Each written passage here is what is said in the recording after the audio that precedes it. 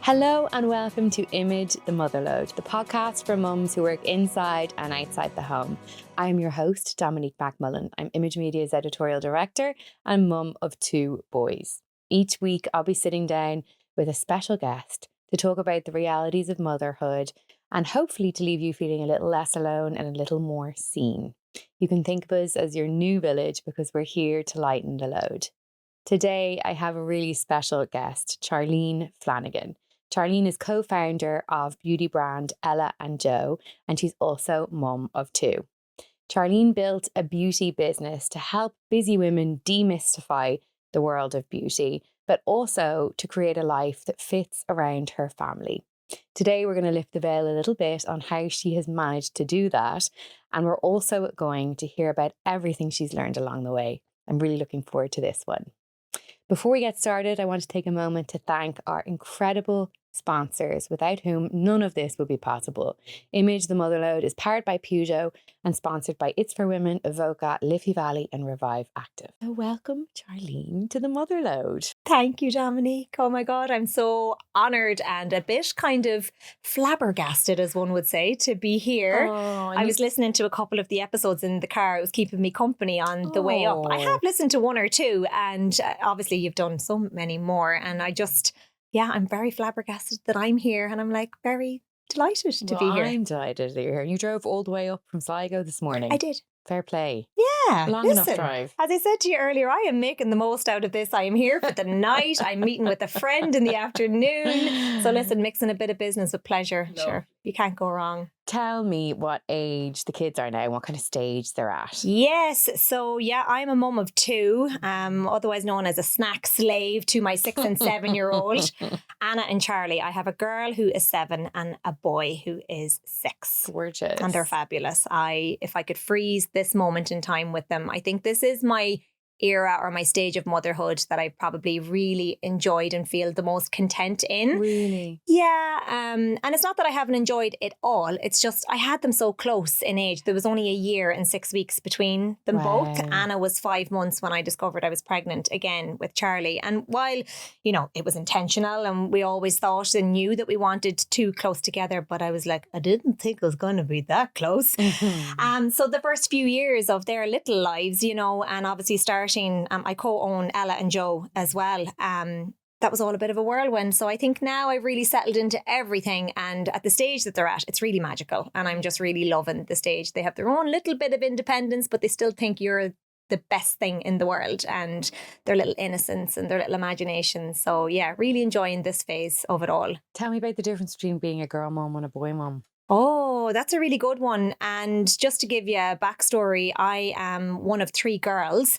And on my cousin's side of the family, the ones that we would have grown up with, because my mum is originally from Scotland. So all her family live in Scotland and all my dad's family are from the north of Ireland. And I'm originally from the north of Ireland and we moved to Sligo when I was 11. So the cousins that I grew up with, it's all girls. So I only ever knew girls growing up. Wow. And I just always had it in my head, convinced that I would ever only have girls as well. So when Anna came along, we didn't find out genders when we were pregnant either. And I was obviously delighted when it was a girl. It was all kind of, I really knew. Convinced second time round that it was going to be a girl again for some reason, even though when I looked back, I'm like, those pregnancies were so different. Really? But when you're in it, I don't think you're just like, yeah, whatever will happen. So when little Charlie came along and they were like, it's a boy, I was like, oh my God. So definitely I feel like being a parent to both of them, I have to split myself in 2. They both need me in different ways. And I think that's a given if it's 2 girls or 2 boys. Like they both have different needs, wants, they love, whatever it might be. So with Anna, I feel like she's just my little shadow. She's my little koala bear. It was my birthday last week and she actually picked a card with a mummy koala and a baby koala. And because she's just stuck to me all of the time. Sweet. She's like an octopus. It's just like arms and legs wrapped around me at all times. So she's my little shadow. She really is my mini-me, even in terms of looks and personality. Really? We're really interested in the same thing. So she's real Disney princess and, you know, arts and crafts and all those lovely glitter and whatever. Yeah. And then Charlie is just my little pet. He just adores his mammy, like absolutely loves his mammy. And he's the most thoughtful little fella. And they both just need me in different ways. And you just have to show them love in different ways as well. And but they're a little dynamic together. They don't know life without each other as well. And to be honest, the last 7 years, you know, since becoming a mum, it's just been the four of us, and we're in our own little world, our own little bubble, and it's just incredible, and it's a wonderful privilege to just be able to watch them kind of grow up together. My two sisters, like there was only 16 months between me and my middle sister, and then there was a 5-year gap between Marie and Emma. Okay. So we all had a really close relationship growing up, so I love to see both of mine growing up together as well. Did they get on well? Yeah, with the odd, you know, sucker punch in the side of the head and give me back my Lego, and, you know, absolutely typical sibling rivalry. But to be fair, as I said, they actually don't know life without each other. And we do everything together, you know. And I know for some, you know, it's a case of, you know, you want the one-on-one time. Like I very rarely do that because honestly, even though one might ask for it, like Anna would always ask now if Charlie goes to a birthday party, because he started school in September. So of course the parties now are the social outing of the weekends. And I would say to Anna, like, what would you like to do with the 2 hours? And she's like, can we go to Penny's, you know, and just go in and look at the lip balms and whatever. And the second that we're in there, she's like, can I get one for Charlie? And can I buy a bath bomb for Charlie? And they think about each other all of the time. So when they're not together, they're just always thinking about each other as well. So it is really sweet. It's lovely. I tried to do a one-on-one time with my youngest recently, and he just, about 1 hour in, he was like, I miss Kai. Can we go see Kai? I know. He wasn't interested in spending time with me. Oh, absolutely. That's it, I know. And sometimes you're kind of like, all right, you have to go, bye. But sometimes intentionally you want to spend the one-on-one time. But then, as you said, all they think about is their sibling. They're lost without each other. Cute. It is very cute. So you talked about it there a little bit, but you founded Ella and Joe around nearly the exact same time that you became pregnant with your first. So tell me about that, how that all came to be and what those early days were like. Yeah, so exactly as you said, 6 weeks after myself and Niamh, who's my co-founder, decided that, okay, we had one conversation about what this might be. She asked me to think about maybe going into business. She'd had a product idea and she said, I don't want to go into business myself. She was a mum of 2 at that stage, had ran her own skin clinic for nearly 7 years. And she just was like, it's a very lonely journey when you're self-employed. She didn't want to do it on her own. And we had touch points throughout the years where I was a makeup artist and quite established in my field, where I was booked out 2 years in advance for bridal makeup. Wow. And she came to me and said, look, I have this product idea. And I was young, opportunistic, just loved what I was doing. And I really respected Niamh. Didn't know her from Adam, really. When you when I think back, the two of us still laughed at this day. But I think intuitively, we just both knew that we were both good people. And, you know. Yeah. So 6 weeks after, she just asked me, you know, would you like to go into business or do this with me? And I said yes. Beauty brush, am I right? This was the squeaky clean brush cleanser. Yeah. And I said, yes, absolutely. This sounds great. And then 6 weeks later, Charlene discovers that she's pregnant. Wow. And I automatically went to doomsday. I automatically went, she's not going to want to go into business. How am I going to do this? This is, and I suppose to even give you a little backstory of getting to that stage, we were married maybe nearly a year at that stage.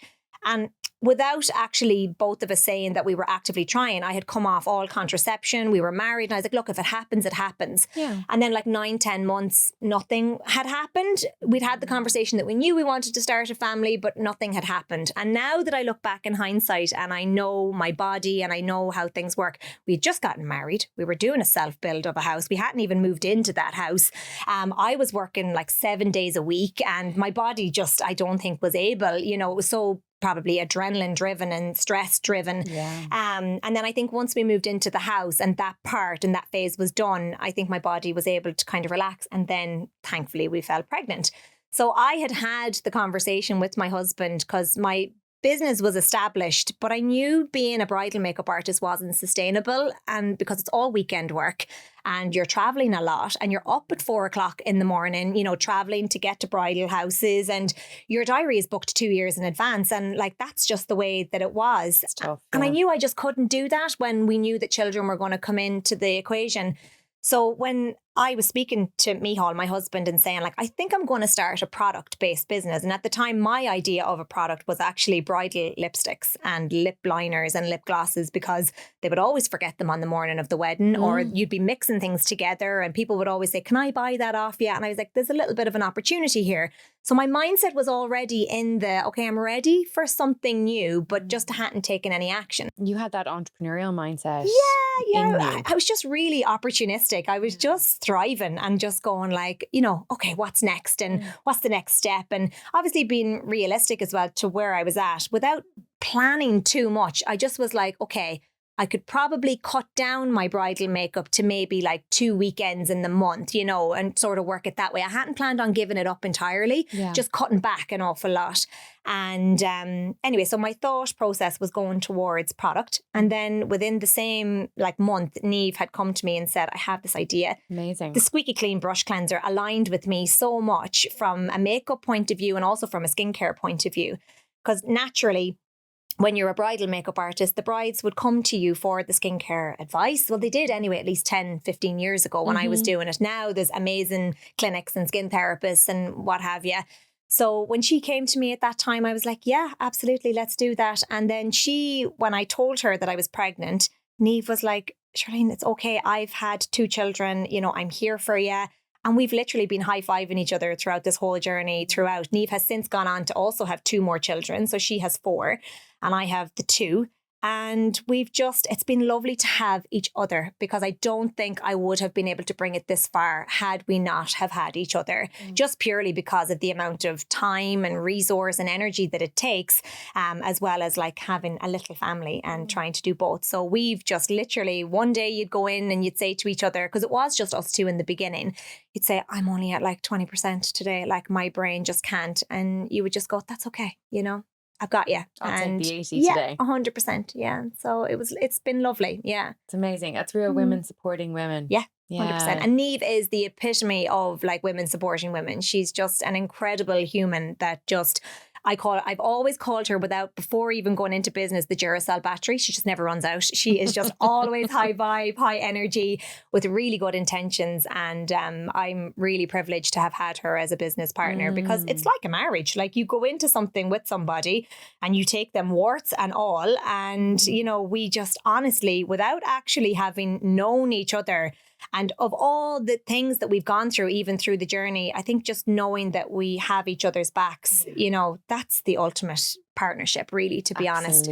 Forget about skills, forget about what you can bring to the table. Like, you have to be able to support one another emotionally and trust. Absolutely. Yeah. So that was the journey. It was 6 weeks after, you know, us deciding that I discover I'm pregnant. And thankfully I'd had 2 great pregnancies. So working throughout pregnancy and even working post having both children, as I said, you know, there was no real maternity leave. I was just always a grafter, a worker. It didn't ever really come into my head that I would take a significant amount of time off. Did you take any time off? I took maybe like 7 weeks after Anna before I went back doing my first bridal. And it's really funny because I always use the word naive. Like, there was a lot of naivety on my part that everything was just going to be fine. And it was, but that it didn't even take into consideration that I could have had a cesarean section. And then, you know, I would have been out of action for 6 weeks. And I had a bridal party and like 7 weeks after, there was a bit of naivety. I was 27, you know, and I think just in my brain, and thankfully that was my experience, you know, that I just was like, everything's going to be fine and everything's going to go well. And it did, and it was. And it did. Yeah. It did. So yeah, it's a bit of a whirlwind, but a good whirlwind, to be honest. And how did being a businesswoman and being an entrepreneur and having your own business, you know, I feel like the obvious question for me to ask, right, is that how difficult was that? How did you have to juggle? But I'm not going to ask that question. The question I'm going to ask is, how did being a mother and an entrepreneur complement each other?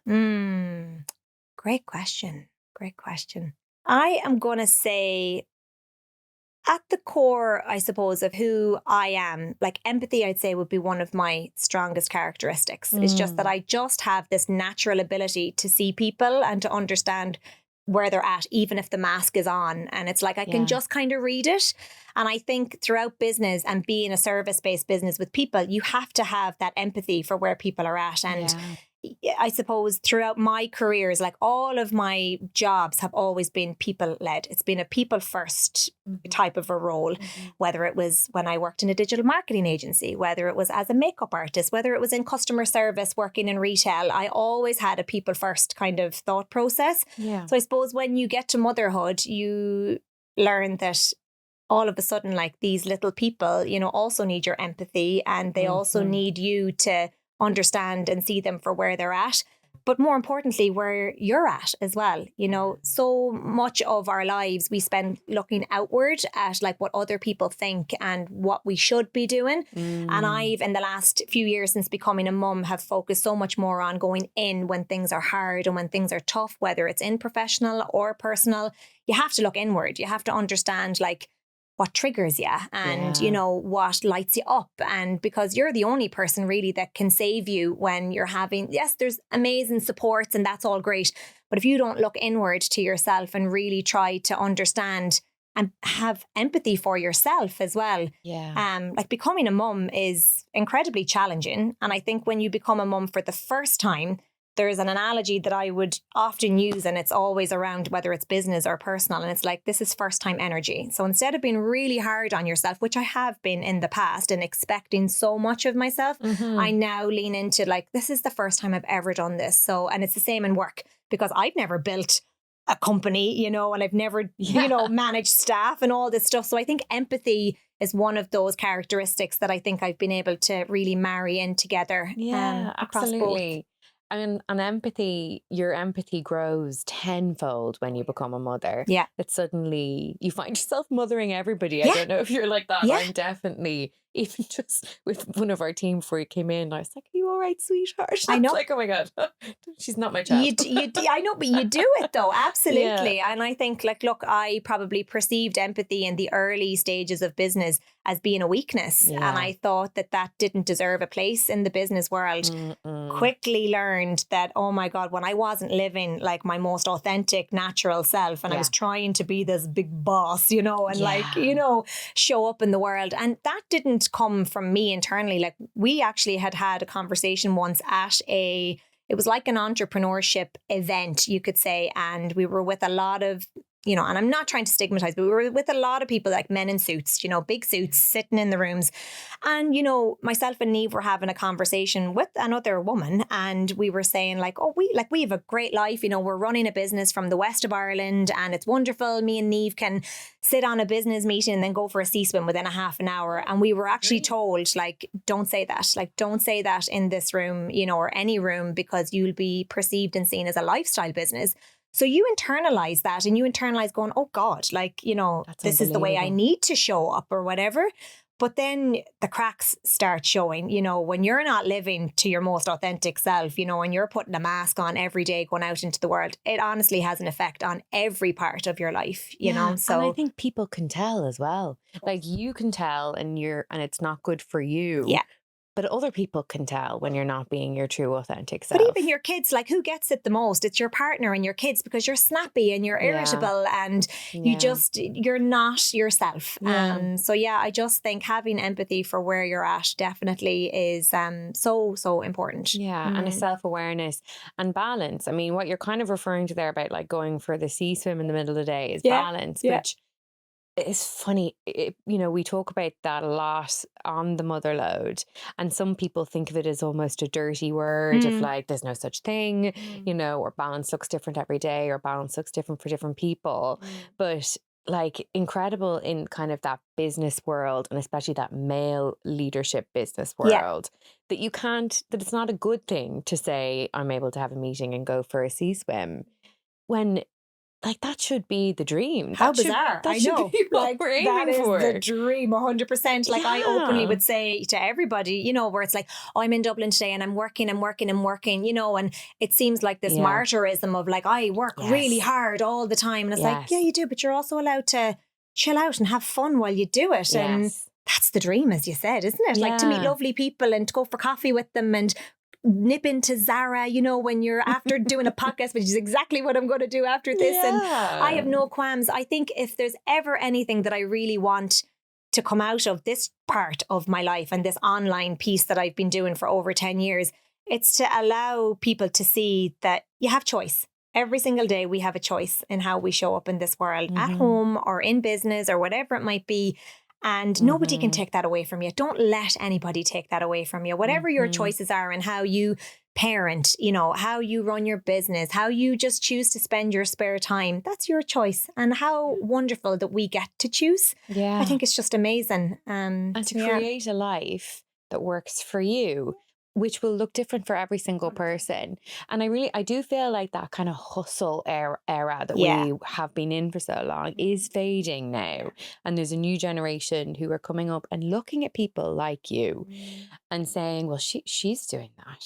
She has sustainable ambition to run a business, to be able to be a parent and to create a life that works. Yeah. That's an amazing thing to be able to achieve. I hope so. I really hope that that's what people will see. And it is. That they'll see that there are options. Yeah. And there is an analogy out there that it's like, if you can see her, you can be her. Yeah. And I think that needs to come out so much more online in the world that we're in. And whilst we don't, like, online is an escapism for a lot of people, you know, and I love to keep things very positive and very light. And you don't really show an awful lot of the messy, horrible kind of days, you know, because sometimes when you're in the middle of it as well, you haven't processed it yet either. And sometimes as well, you could be just having a really bad day and a hormonal day or whatever it might be. And you're not going to go on and splurge, you know, like all of the nasties online, you know. And I think that there's definitely a little bit of balance whereby, you know, being able to see that it can be done is definitely something that is so important. But going on and I suppose showing people that absolutely you have a choice. You have a choice.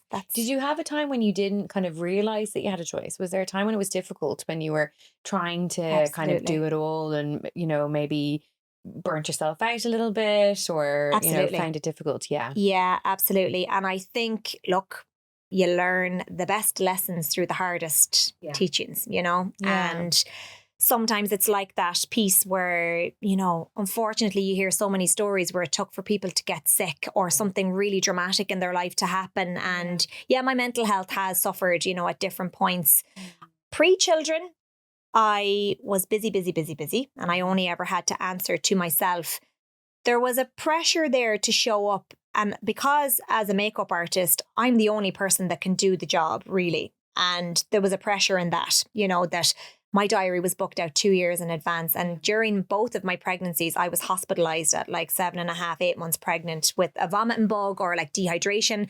And I wouldn't let them keep me in the hospital because I had a bride the next morning and I was in that. And I remember a doctor coming in, a nurse coming in, first of all, going to put the wristband on me. And like, when I think back now, knowing everything, I was naive as well at the time. But in my brain, this job and this role was just the most important thing in my life, you know, and I never considered the dangers, I suppose, of what I was doing to myself. Thankfully, nothing happened, you know, but I remember being in the hospital. They went to go put the wristband on me and I was like, what are you doing? And she was like, honey, you're staying for the night. And I was like, oh, I'm not. And I said, because I have a bridal party in the morning. And I remember her looking at me and she didn't really get it at the time. And she was like, I'm just going to have to go speak with the doctor. And I remember the doctor coming in and she walked in the door and she said, I've heard you're not wanting to stay the night. And I said, listen, I have a bride waiting for me to arrive at 7:00 in the morning. And I could tell she got it. And she was like, okay. She was like, I understand. And she just was like, put the second IV drip in her. Let's get the hydration levels up. And I was like, yes, give it to me. But that happened to me twice, you know, like in both pregnancies. And when I think back now, I'm like, oh, like I wouldn't do it now. Do you know what I mean? I would have just been like, no, this is the most important thing in the world, you know. And thankfully nothing ever happened. But yeah, it's mad, you know, when I think back to that phase and how the work side was the most important thing to me. And then flip it when probably maybe a year and a half ago, it was just pre-Christmas, it was October 2023. I did hit a period of burnout in my life. And that was not a nice place to be. That was very, very deep and very heavy. And it took me months to come out of it. And I think what ultimately had happened was I think I was suppressing a lot of emotional stuff. There was quite a bit of, oh God, like there was talk. We all know about the Tattle Life scandal that's all out there at the moment. And that was a period of like 4 to 5 months where there was a thread set up about me then. And I internalized so much of the stuff that was going on. Did you read it? Yeah, I did back then. I haven't read it in 3 years since. But what ended up happening was, and to be honest with you, it's such a horrible cesspit of a place. But you know what? If one positive came out of it, it forced me to go into a level of self-discovery that honestly has been so wonderful, because now I'm on the other side of it. And whilst it was hard going through it, I'm now at the stage where, oh my God, the work that I have put into myself over the last 2 years has been invaluable.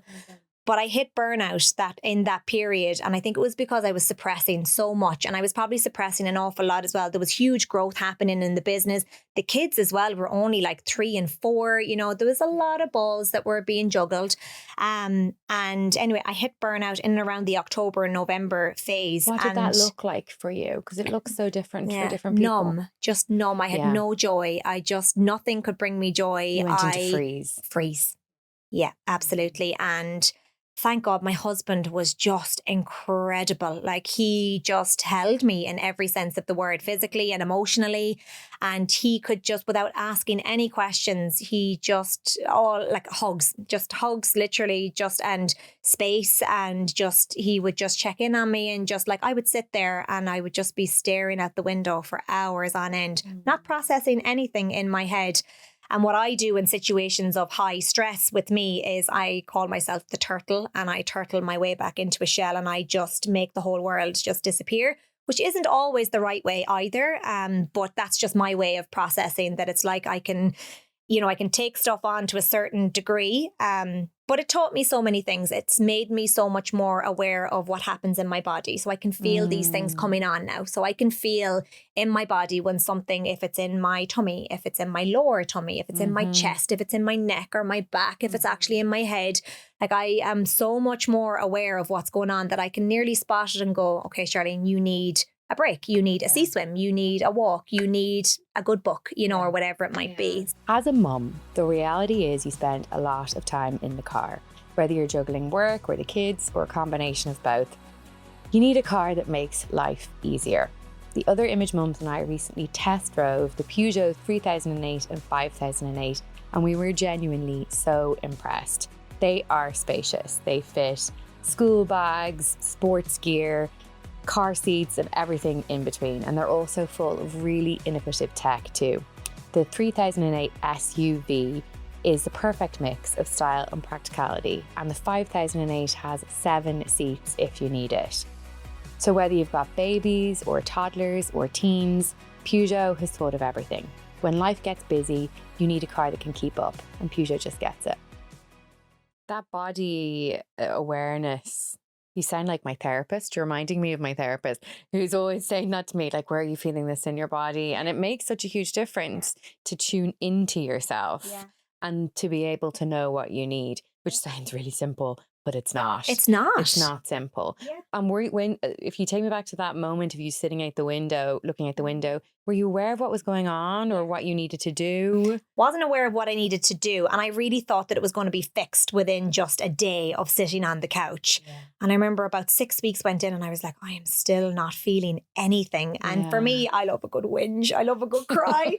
And what really worried me was that I couldn't cry. And I remember Michal saying, let's put on The Notebook or P.S. I Love You, and let's get a good cry fest going on. That is a smart man. And I was like, Cameron Diaz in The Holiday, where she's like in the shower and she's like, trying to cry. That was me in the shower. I was trying to cry and I was going, Charlene, you love a good cry. But my body had just gone into freeze mode. And I suppose the only thing that I could do was just slow everything right down. Walks in the forest, really just saved me, I think, during those few weeks. It was just alone time. I just needed time to myself, just literally just removing the outside world.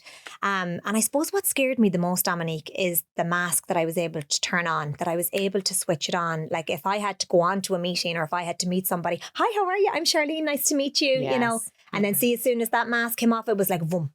And I was like, what is that? I said, that is scary how I can switch that on and switch that back off again. Mm-hmm. So I started therapy. And for the first time in my life, I started therapy at that. It probably took me maybe another 4 to 5 months. And I actually listened to, it was the My Therapist Ghosted Me podcast. And they had an ad for an app called BetterHelp. Yeah.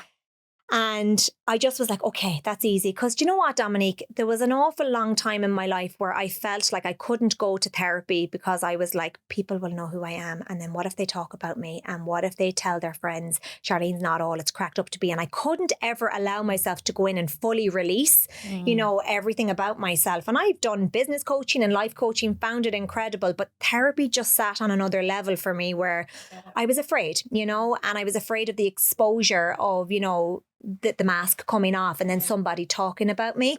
So I avoided it for a long time. And now that I think back, I would literally be screaming at that version of me, just going, Charlene, you love to talk. Will you just go and talk to somebody? Yeah. So I found a wonderful, wonderful therapist through that BetterHelp app. And I've since moved off the app and I just go to her now on a private one-to-one level. And honestly, it is the best money and the best use of my time that I could ever do. Mm-hmm. And it's just wonderful. Mm-hmm. And I tell everybody, I'm like, everybody needs a therapist. So everybody needs it. I just think we suppress so much. And I think there is so much that when you become a mum, Dominique, that you suppress and then you have to unpack. In order to raise these tiny little humans, you have to have such an understanding of what lights you up, you know, what triggers you as well. Like things with the kids that I didn't realize that triggered me. You know, the whinging used to trigger me. Yes. And I spoke to my therapist about it and she was like, get them to whisper it. When they're coming and going, Mom, I can't get the dolly. You're like, will you just whisper that to me?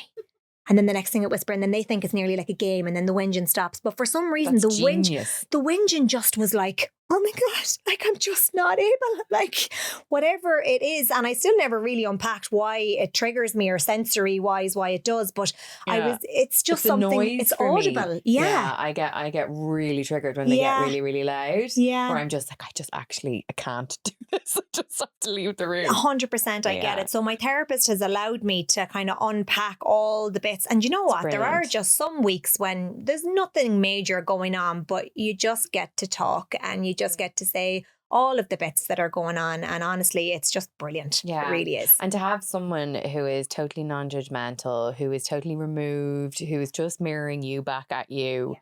Oh my God, it's the most valuable thing in the world. 100%. Everybody get a therapist. Everybody. Yeah. Sure.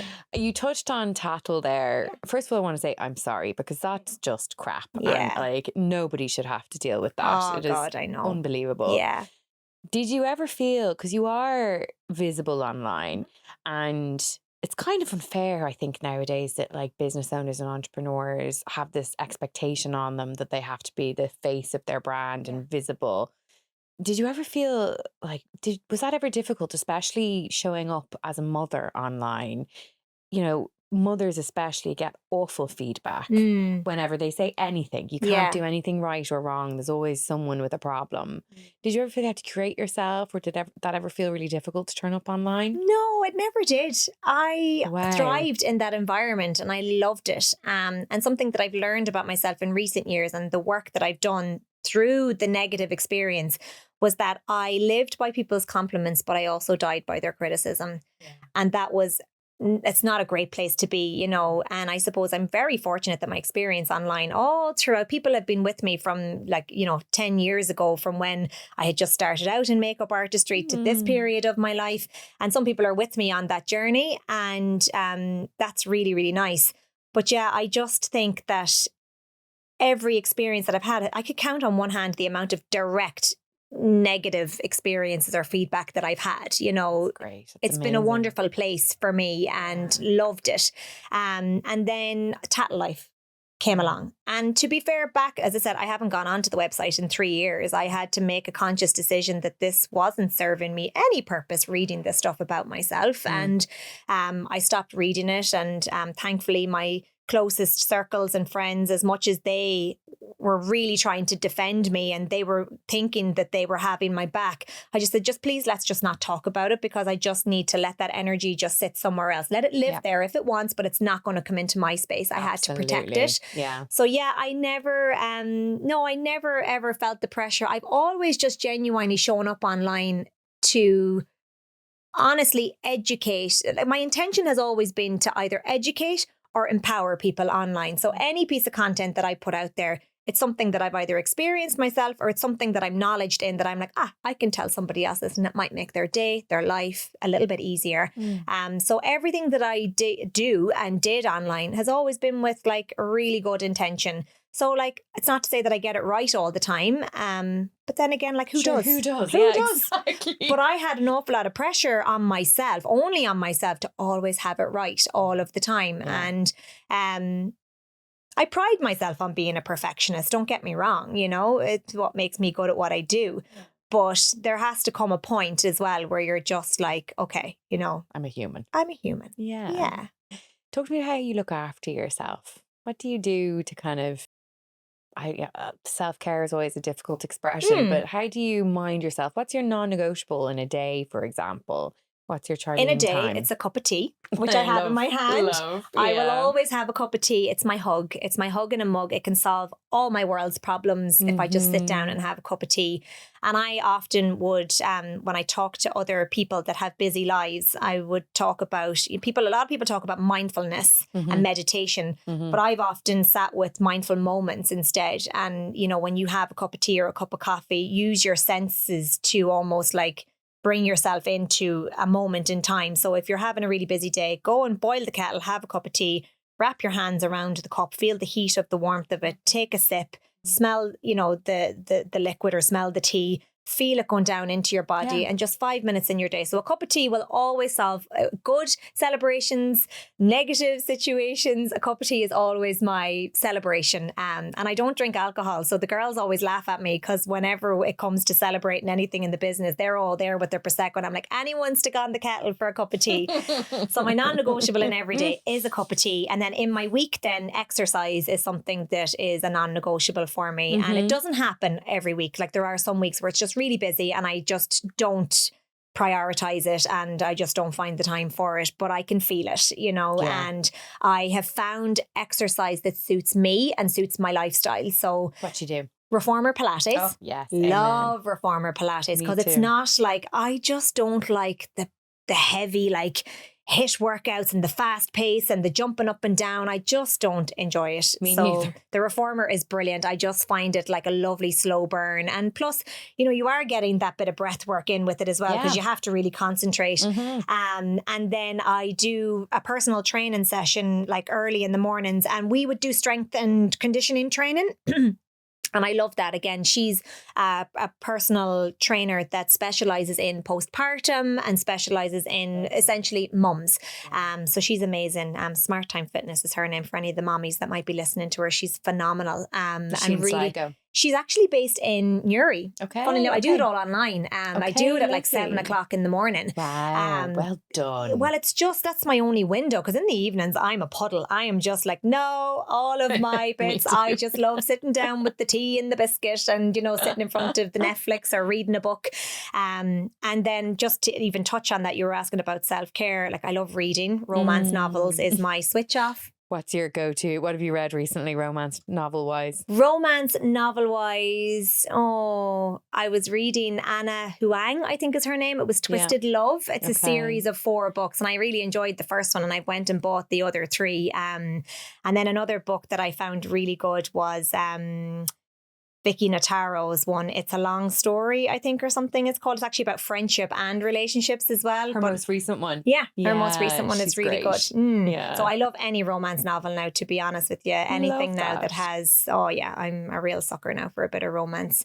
And then obviously my appearance, like anything that can make me feel good, a good blow dry, my skincare, throwing on a nice outfit, you know, it might sound vain to some, but you know what? It sets me up for the day and I just feel amazing when my hair is done. And even if I don't wear any makeup and I just look fresh and vibrant because I've done a little ritual for myself. I have a list of things that I find joy in, to be honest. Do you have a nice skincare routine, I would imagine, each night? Yeah, I do. Yeah. And it's very simple. It's literally just cleanse, serum and night cream, maybe a night oil like in the winter time. Yeah. But I keep things really, really simple. But like Ella & Joe is a brand that is very sensorial. So I think it becomes a moment in your day where the smells and, you know, the textures of it just really feels like you've got a little spa at home. And that's what we've wanted to create. It's a moment of joy in a person's busy day, especially women is essentially who we target with our products. There are a lot of men that use them, but it's women essentially that we target. And we understand that women are busy and they've got long to-do lists, and skincare is on that to-do list. But why can't it be joyful? Like, why can't it be something lovely? So that's what Ella & Joe do. And that's what we hope that we do, as well as getting all the results that you want from your skincare, anti-aging, radiance. Why can't it be a moment in your day that's literally just for you? Before we get back to the conversation, I just want to take a moment to tell you about something else we're really proud of here at IMAGE, and that is the IMAGE Wellness Project. Life can be pretty overwhelming right now, and there is so much information on how to look after yourself and care for yourself online. And honestly, it's pretty confusing. The IMAGE Wellness Project is about cutting through that noise. It's like a deep breath in a busy world.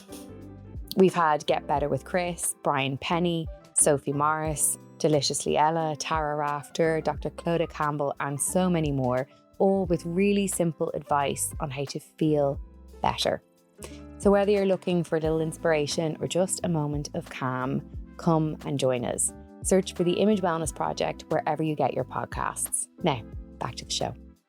Talk to me about what home life looks like. I'm imagining now when you say you're up at 7 doing your workout, are the kids still asleep? Yeah. Oh my God, I hate you. Yeah. It wasn't all. this is the only phase where I've been able to do that. My youngest would have been like a 5 o'clocker, like would have been up at 5 in the morning. Yeah.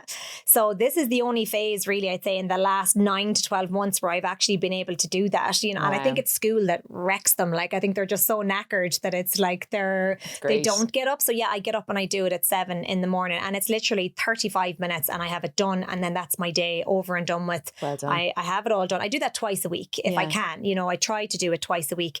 And then do you work from home or do you have offices near? Yeah, I do a mixture of both. I have a lovely office space at home, but I love getting into the girls and into the team and, you know, having the crack. So I have a little bit of balance. It's only 7 minutes drive from my house, so I can nip in at any stage into the team, but I cause a load of distractions. I come in and I just want to stick on the kettle and have the tea with everybody. I'm like, what's the crack? Did you buy anything nice at the weekend? And they're like, Charlene, we have work to do. And I'm like, okay, bye, see ya. So yeah, it's I can go into the office if I want. It depends on what's on and what the gravity of my meetings are. If it obviously has to be private, you know, if you're talking about different things, I'll work from home.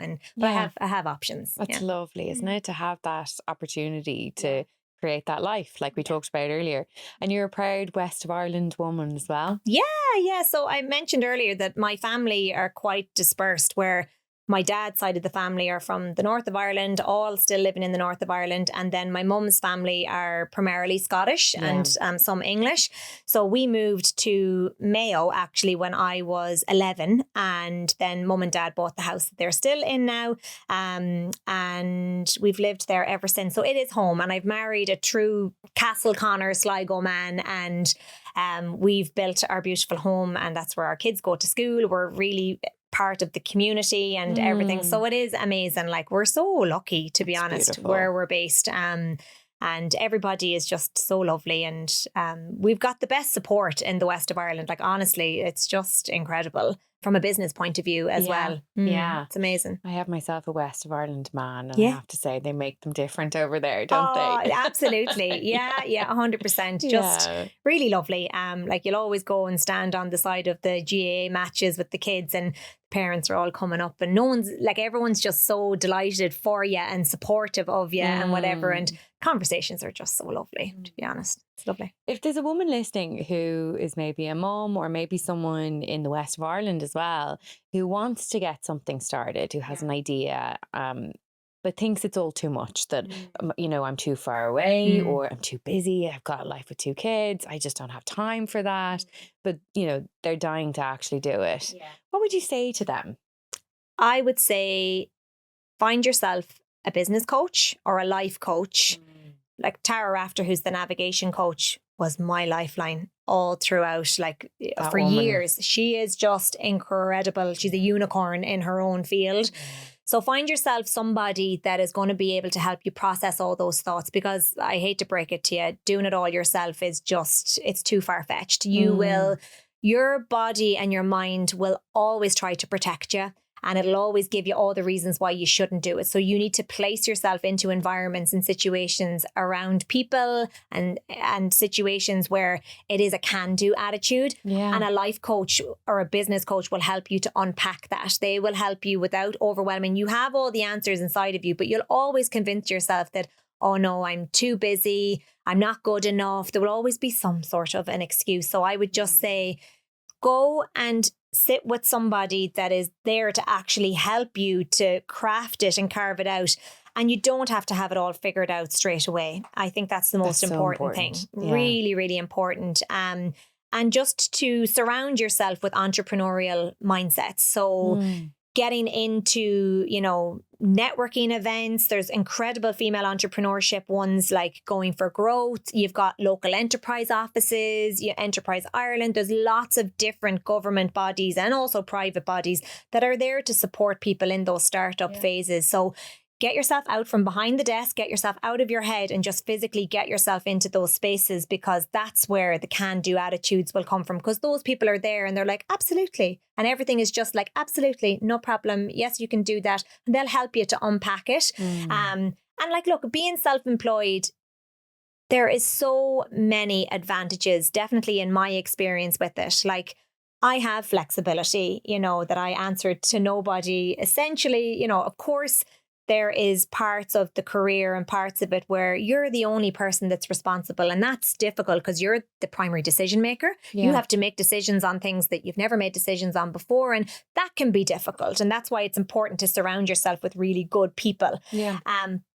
But the pros outweigh the cons. The flexibility is just unbelievable. It's just incredible. So that's so nice to hear, because I feel like there's a lot of women who would be maybe in a secure job and who'd be thinking about going and being an entrepreneur, but they think, oh, I'd have to work all night every night and I'll have to do my taxes and I'd never be able to do that. And the cons would outweigh the pros.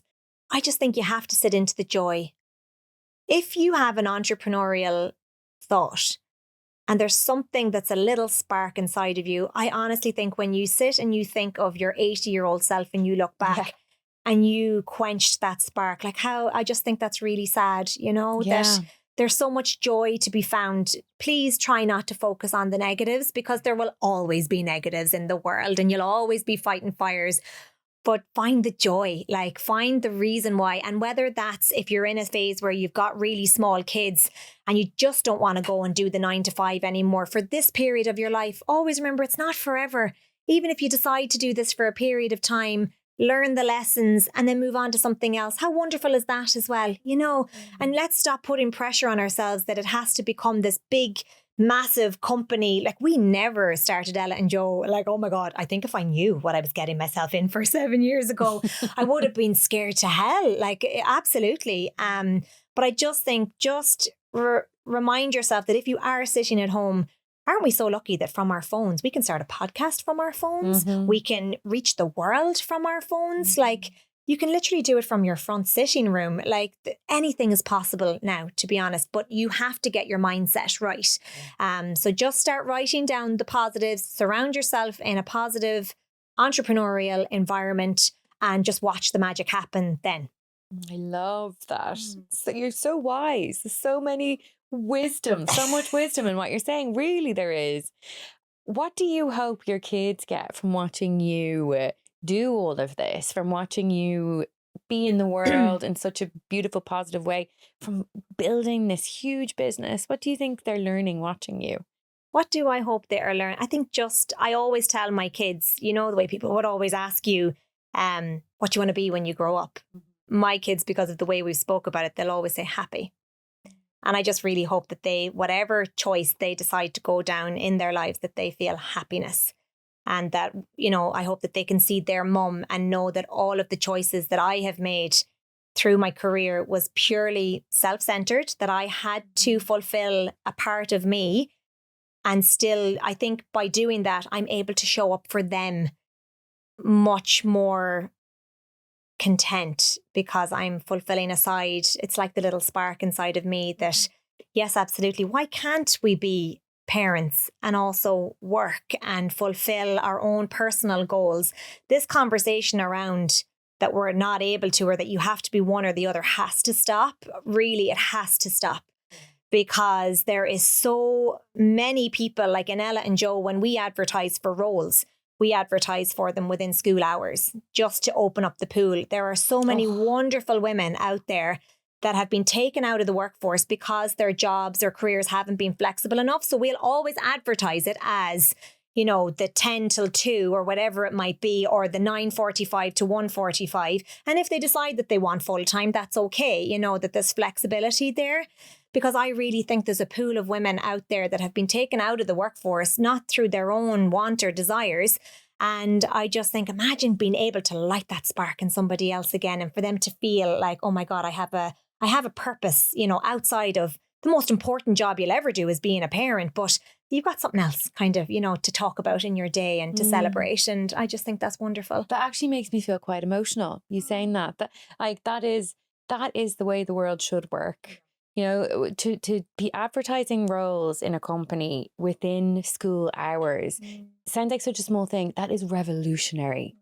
That really is. Really? Yeah, it is. That's the way the world should work. It should be. And maybe that's, again, naivety, that I would just be like, you could probably see the frown just going like, is that not the way that it... But I do understand as well that it's not, because when you talk to the people that you interview and you try to understand, they've been out of jobs, you know, maybe for 3 years, 4 years, you know, while they're raising their small, tiny humans. And, you know, they were just like, I just couldn't do the 9 to 6 Monday to Friday and the commute and everything on top of it. And it is wonderful to see the women that have come into our company and to watch them flourish now into roles that were beyond their wildest dreams, that they probably always thought, I'll never reach another level of potential, and to allow them to be able to do that and still go home and do the school pickups and do all the lovely bits, you know.